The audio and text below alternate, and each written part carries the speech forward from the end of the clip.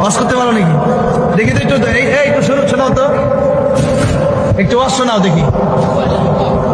এই সবাই বলেন মারহাবা। এ তো শিশু বক্তা দেখা যায়, বলো।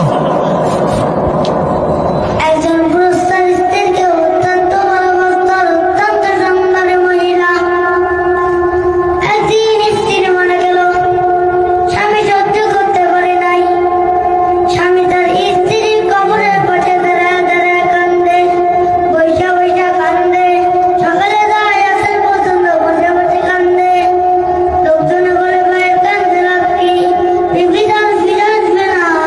কই না রে ভাই, আমি আমার বিবির অত্যন্ত ভালোবাসি, স্ত্রীর মায়া আমি বলতে পারি না। দেখবেন মারহাবা।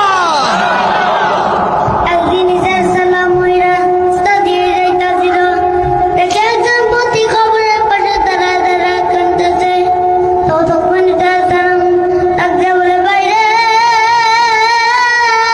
আল্লাহু আকবার। তুমি এখানে এই কান্না করতেছো কেন? বলে, হুজুরে, এখানে আমার 3 দিন হলো, এই আমার স্ত্রী 3 দিন হলো কবরে শুয়ে আছে। যাই হোক, জোরে কর মাশাআল্লাহ। এই এতটুকু বাচ্চার পাওয়ার